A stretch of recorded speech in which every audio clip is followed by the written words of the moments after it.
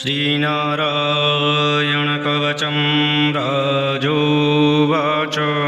यया गुप्तः सहस्राक्षः सवाहं रिपुसैनिकान् क्रीडन्निव विनिर्जित्य त्रैलोक्या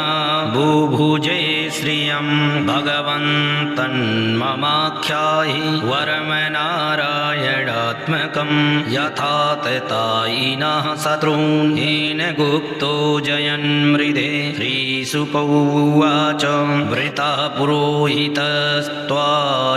महेन्द्रायानुप्रक्षते नारायणाख्यं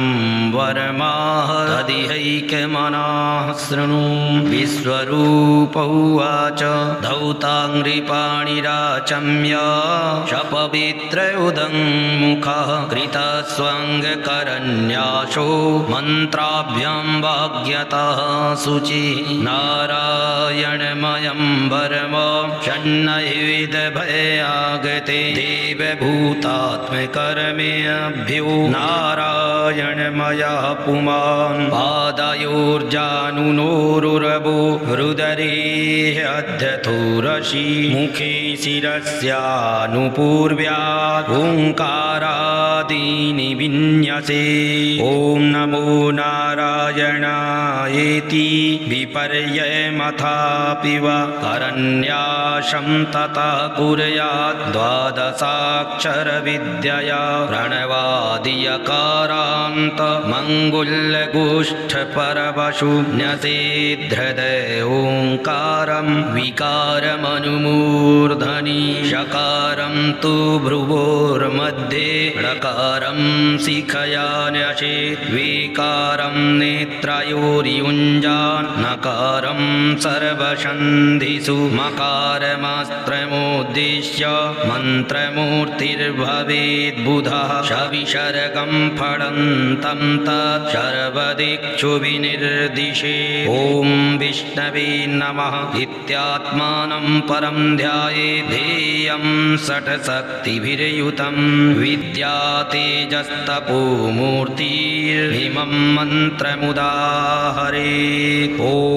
हरिर्विदध्यान् मम सर्वरक्षां न्यस्ताङ्घ्रिपदमः पतगेन्द्रपृष्ठे धरारिचरमासि गदेषु चाप आशान्दधानोष्टगुणोष्टबाहु जलेषु मां रक्षतु मत्स्यमूर्तिर्यादो गणेभ्यो वरुणस्य पाशात् थलेषु माया वटुवामनोऽव्या त्रिविक्रमा केवतु विश्वरूपः दुर्गेष्वटव्याजिमुखादिषु प्रभु पायन्द्रसिंहो सुरयूथपारि विमुञ्चतो यस्य महाट्टहासं दिशो विनेदुर्न्यपतंश्च गर्भाः रक्षत्वसौ माध्वनियज्ञकल्पः स्वदंष्टयोन्नीतधरोवराः रामोद्रिकूटे स्वतविप्रवासे सलक्ष्मणोऽव्यात् भरतग्रजोऽस्मान्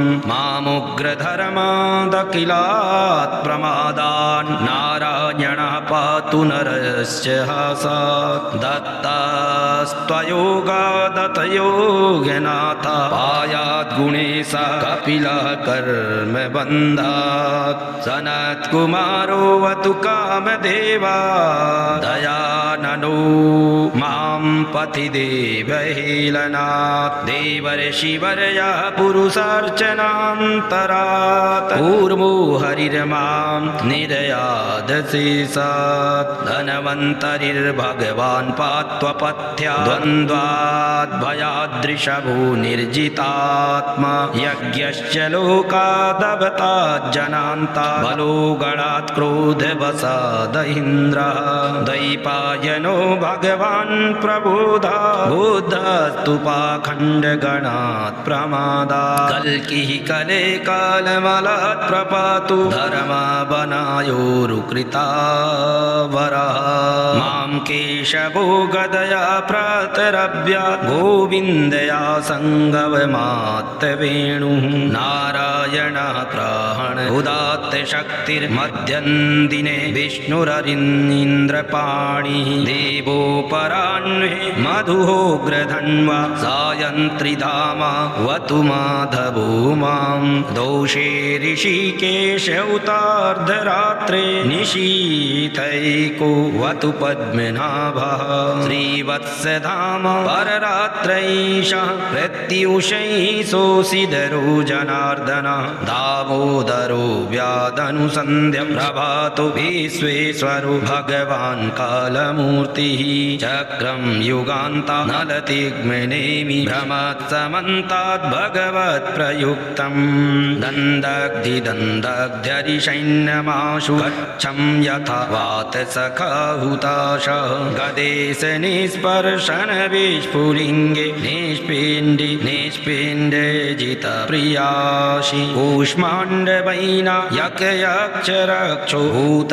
भूतग्रहांश्चूर्णय चूर्णयारीन् त्वं यातु धान प्रमथ प्रेतमातृपिशाच विप्रग्रह घोरदृष्टीन् दरिन्द्रविद्रा वयकृष्णपूरितो भीमस्वनूरे हृदयानि कम्पयन्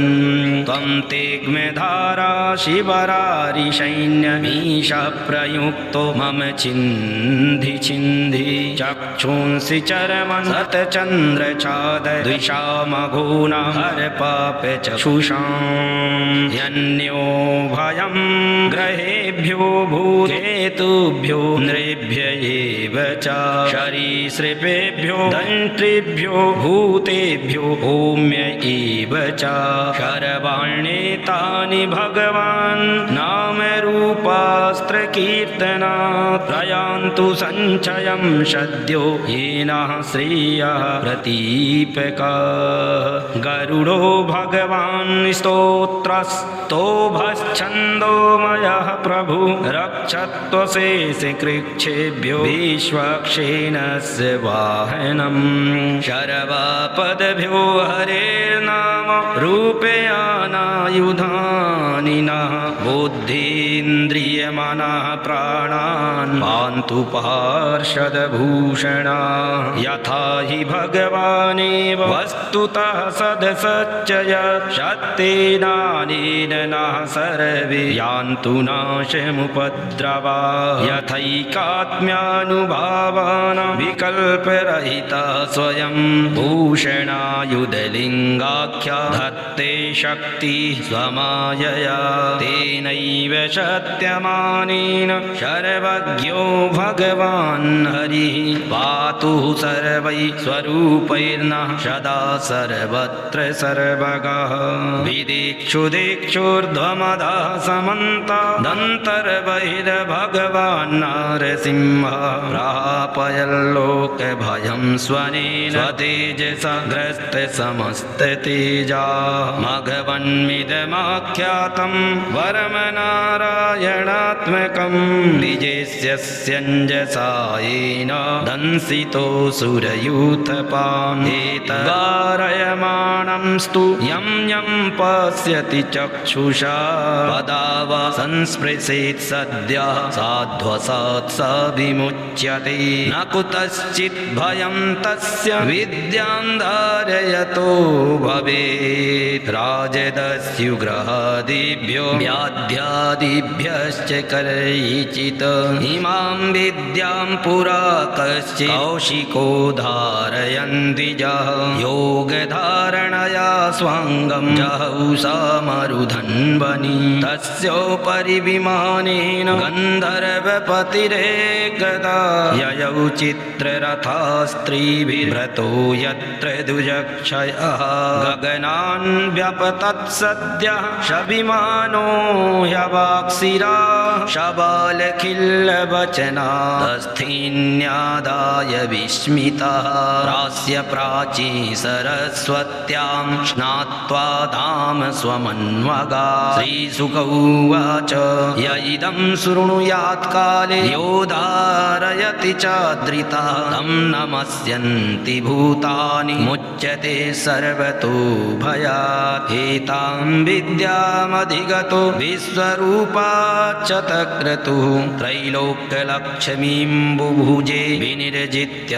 मृधे सुरान्। श्रीमद्भागवते षष्ठम स्कन्धे अष्टमोऽध्यायः नारायणकवचं सम्पूर्णम्। श्रीनारायणकवचं राजोवाच यया गुप्तः सहस्राक्षः सवाहं रिपुसैनिकान् क्रीडन्निव विनिर्जित्य त्रैलोक्या बुभुजे श्रियं भगवन्तन्ममाख्याहि वरमनारायणात्मकं यथा ततायिनः शत्रून् येन गुप्तो जयन् मृधे। श्रीशुक उवाच वृतः पुरोहितस्त्वाष्ट्रो महेन्द्रायानुप्रक्षते नारायणाख्यं वरमाह तदिहैकमनाः शृणु। विश्वरूप उवाच धौताङ्घ्रिपाणिराचम्य शपवित्रयुदङ्मुखः कृतस्वङ्गकरन्यासो मन्त्राभ्यां वाग्यतः शुचि। नारायणमयं वरम षण्णैविधभयागते देवभूतात्मकर्मेभ्यो नारायणमयः पुमान्। पादयोर्जानुनोरुरवो रुदरेः अध्यथोरसि मुखे शिरस्यानुपूर्व्यात् ओङ्कारादीनि विन्यसे। ॐ नमो नारायणायेति विपर्ययमथापि वा करन्यासं तथा कुर्यात् द्वादशाक्षरविद्यया प्रणवादियकारान्त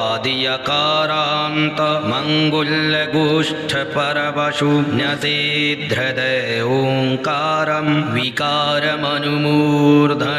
षकारं तु भ्रुवोर्मध्ये णकारं शिखया न्यसेत् विकारं नेत्रयोर्युञ्जान् नकारं सर्वसन्धिषु मकारमास्त्रमुद्दिश्य मन्त्रमूर्तिर्भवेत् बुधः सविसर्गं फलन्तं तत् सर्वदिक्षु विनिर्दिशे। ॐ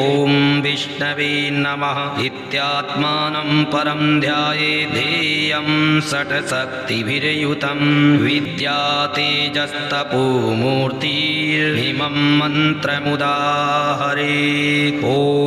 हरिर्विदध्यान् मम सर्वरक्षां न्यस्ताङ्घ्रिपदमः पतगेन्द्रपृष्ठे धरारिचरमासि गदेषु चाप आशान्दधानोष्टगुणोष्टबाहु जलेषु मां रक्षतु मत्स्यमूर्तिर्यादो गणेभ्यो वरुणस्य पाशात् थलेषु माया वटुवामनोऽव्या त्रिविक्रमा केवतु विश्वरूपः दुर्गेष्वटव्याजिमुखादिषु प्रभु पायन्द्रसिंहो सुरयूथपारि विमुञ्चतो यस्य महाट्टहासं दिशो विनेदुर्न्यपतंश्च गर्भाः रक्षत्वसौ माध्वनियज्ञकल्पः स्वदंष्टयोन्नीतधरोवराः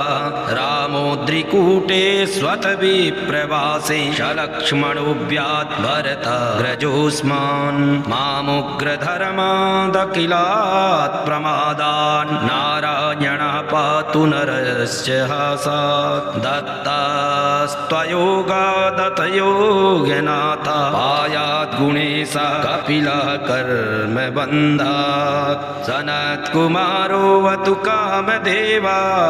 दयाननो मां पथि देवहेलनात् देवर्षिवर्यः पुरुषार्चनान्तरात् कूर्मो हरिर्मां निर्यादशेषात् धनवन्तरिर्भगवान् पात्वपथ्या द्वन्द्वाद्भयादृशभो निर्जितात्मा यज्ञश्च लोकादवतात् जनान्ता बलो गणात् क्रोधवशादिन्द्रः द्वैपायनो भगवान् प्रबोधा बुद्धस्तु पाखण्डगणात् प्रमादात् कल्किः कले कालमलात् प्रपातु धर्मा बनायोरुकृता वरः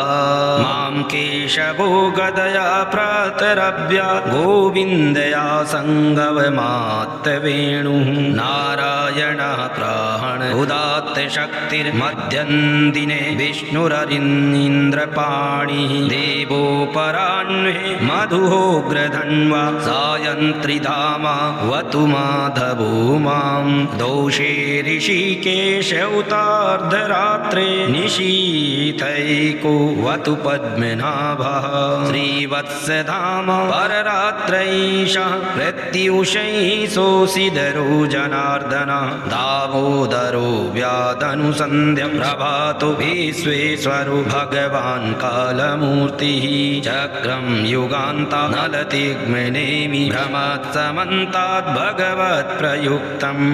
दन्दग्धिदन्दग्ध्यरिषैन्यमाशु गच्छं यथा वातसखाहुताशः गदेश निस्पर्शन विस्फुलिङ्गे निष्पिण्डि निष्पिण्डे जितप्रियासि कूष्माण्डवैना यकयक्षरक्षो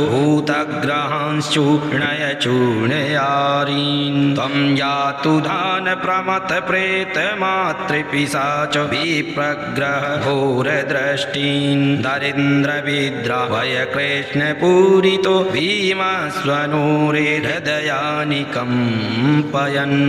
त्वं तिग्मधारा शिवरारिसैन्यमीशः प्रयुक्तो मम छिन्धि छिन्धि चक्षुंसि चरमन् शतचन्द्रछादय द्विषामघोना हरपाप चक्षुषाम् यन्यो भयं ग्रहेभ्यो भूतेतुभ्यो नृभ्य एव च सरीसृपेभ्यो दंष्ट्रिभ्यो भूतेभ्यो होम्य एव च शरवाण्येतानि भगवान् नामरूपास्त्रकीर्तनात् प्रयान्तु सञ्चयं सद्यो येनः श्रेयः प्रतीपकः गरुडो भगवान् स्तोत्रस्तोभश्छन्दोमयः प्रभु रक्षत्वशेषकृच्छेभ्यो विश्वक्षेणस्य वाहनम् शर्वापदभ्यो हरेर्नाम रूपयानायुधानि नः बुद्धीन्द्रियमनः प्राणान् पान्तु पार्षदभूषणा यथा हि भगवानेव वस्तुतः सदसच्चय शक्तेनानेन नः सर्वे यान्तु नाशमुपद्रवा यथैकात्म्यानुभावान् विकल्परहितः स्वयं भूषणायुधलिङ्गाख्या धत्ते शक्ति स्वमायया तेनैव सत्यमानेन सर्वज्ञो भगवान् हरिः पातु सर्वैः स्वरूपैर्नः सदा सर्वत्र सर्वगः विदिक्षुदिक्षुर्ध्वमदः समन्तादन्तर्बहिर्भगवान् नरसिंहः प्रापयल्लोकभयं स्वनेन स्वतेजसा ग्रस्तसमस्ततेजा मघवन्मिदमाख्यातं वरमनारायणात्मकं विजेष्यस्यञ्जसा येन दंसितोऽसुरयूथपान् एतद्वारयमाणं स्तु यं यं पश्यति चक्षुषा पदाव संस्पृशेत् सद्यः साध्वसात् स विमुच्यते न कुतश्चित् भयं तस्य विद्यां धारयतो भवेत् राजदस्युग्रहादिभ्यो व्याध्यादिभ्यश्च करैचित् इमां विद्यां पुरा कश्चित् कौशिको धारयन् द्विजः योगधारणया स्वाङ्गं जहौषामरुधन्वनि तस्योपरि विमानेन गन्धर्वपतिरेकदा ययौ चित्ररथास्त्रीभिर्भृतो यत्र दुजक्षयः गगनान् व्यपतत्सद्यः शविमानो ह्यवाक्शिरा शबालखिल्लवचनादस्थीन्यादाय विस्मितः प्रास्य प्राची सरस्वत्यां स्नात्वा धाम स्वमन्वगा श्रीशुक उवाच य इदं शृणुयात्काले यो धारयति चाद्रिता तं नमस्यन्ति भूतानि मुच्यते सर्वतो भयात् एतां विद्यामधिगतो विश्वरूपाच्च तक्रतुः त्रैलोक्यलक्ष्मीं बुभुजे विनिर्जित्य मृधे सुरान् श्रीमद्भागवते षष्ठम स्कन्धे अष्टमोऽध्यायः नारायणकवचं सम्पूर्णम्। नारायणकवचं राजोवाच यया गुप्तः सहस्राक्षः सवाहं रिपुसैनिकान् क्रीडन्निव विनिर्जित्य त्रैलोक्या बुभुजे श्रियं भगवन्तन्ममाख्याहि वरमनारायणात्मकं यथा ततायिनः शत्रून् येन गुप्तो जयन्मृधे श्रीशुकौवाच वृतः पुरोहितस्त्वाष्ट्रो महेन्द्रायानुप्रक्षते नारायणाख्यं वरमाह तदिहैकमनाः शृणु विश्वरूपौवाच धौताङ्घ्रिपाणिराचम्य शपवित्र उदङ्मुखः कृतस्वङ्गकरन्यासो मन्त्राभ्यां वाग्यतः शुचि नारायणमयं वरम षण्णैविधभयागते देवभूतात्मकर्मेभ्यो नारायणमयः पुमान् पादयोर्जानुनोरुरवो रुदरेः अध्यथोरसि मुखे शिरस्यानुपूर्व्यात् ओङ्कारादीनि विन्यसे ॐ नमो नारायणायेति विपर्ययमथापि वा करन्यासं ततः कुर्यात् द्वादशाक्षरविद्यया प्रणवादियकारान्त मङ्गुल्यगोष्ठपरवशु न्यसेद्धृदय ओङ्कारं विकारमनुमूर्धनि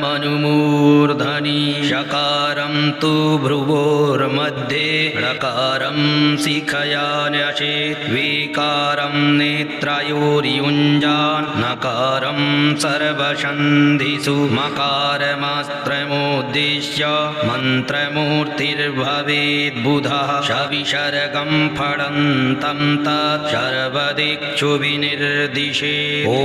विष्णवे नमः इत्यात्मानं परं ध्यायेत् ध्येयं षट्शक्तिभिर्युतं विद्या तेजस्तपो मूर्तिर्हिमं मन्त्रमुदाहरेत् ॐ हरिर्विदध्यान् मम सर्वरक्षां न्यस्ताङ्घ्रिपदमः पतगेन्द्रपृष्ठे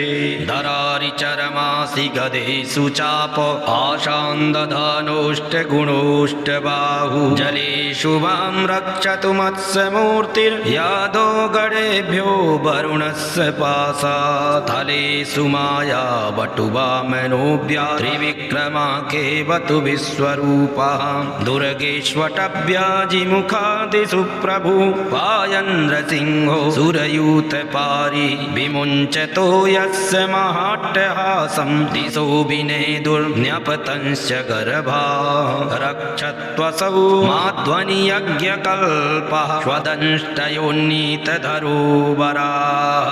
रामोद्रिकूटे स्वतविप्रवासे सलक्ष्मणोऽव्यात् भरतग्रजोऽस्मान् मामुग्रधर्मादखिलात् प्रमादान् नारायणः पातु नरस्य हासात् दत्तास्त्वयोगादतयोगनाथ पायात् गुणेश कपिलः कर्मबन्धात् सनत्कुमारोऽवतु कामदेवा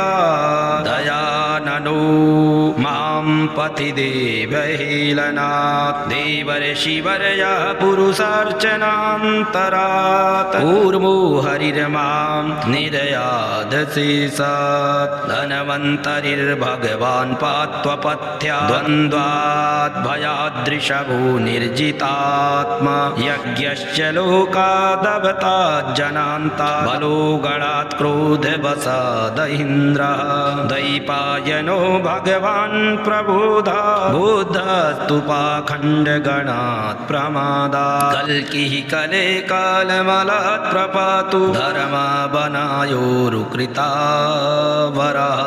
मां केशवो गदया प्रातरव्या गोविन्दया सङ्गवमात्तवेणुः नारायणः प्राण उदात्त शक्तिर्मध्यं दिने विष्णुररिन्द्रपाणिः देवोपराह्णे मधुहोग्रधन्वा सायन्त्रिधामा वतु माधवो मां दोषे ऋषिकेश उतार्धरात्रे निशीथैको वतु पद्मनाभः श्रीवत्सधाम पररात्रैषः प्रत्युषैः सोऽसिधरो जनार्दनः दामोदरो व्यादनुसन्ध्य प्रभातो विश्वेश्वरो भगवान् कालमूर्तिः चक्रं युगान्ता नलतिग्मनेमि भ्रमत्समन्ताद् भगवत्प्रयुक्तं दन्दग्धिदन्दग्ध्यरिषैन्यमाशु गच्छं यथा वातसखाहुताशः गदेश निस्पर्शन विस्फुलिङ्गे निष्पिण्डि निष्पिण्डे जितप्रियासि कूष्माण्डवैना यकयक्षरक्षो भूतग्रहांश्चूर्णय चूर्णयारीन् त्वं यातु धान प्रमथ प्रेतमातृपिशाच विप्रग्रह घोरदृष्टीन् दरिन्द्रविद्रावय कृष्णपूरितो भीमस्वनूरे हृदयानि कम्पयन् त्वं तिग्मधारा शिवरारिसैन्यमीशः प्रयुक्तो मम छिन्धि छिन्धि चक्षुंसि चरमन् सतचन्द्रछाद द्विषामघोना हरपाप चक्षुषाम् यन्यो भयं ग्रहेभ्यो भूतेतुभ्यो नृभ्य एव च सरीसृपेभ्यो दंष्ट्रिभ्यो भूतेभ्यो होम्य एव च शर्वाण्येतानि भगवान् नामरूपास्त्रकीर्तनात् प्रयान्तु सञ्चयं सद्यो येनः श्रियः प्रतीपकः गरुडो भगवान् स्तोत्रस्तोभश्छन्दोमयः प्रभु रक्षत्वशेषकृच्छेभ्यो विश्वक्षेणस्य वाहनम् शर्वापदभ्यो हरेर्नाम रूपयानायुधानि नः बुद्धीन्द्रियमनः प्राणान् पान्तु पार्षदभूषणा यथा हि भगवानेव वस्तुतः सदसच्चय शक्तेनानेन नः सर्वे यान्तु नाशमुपद्रवा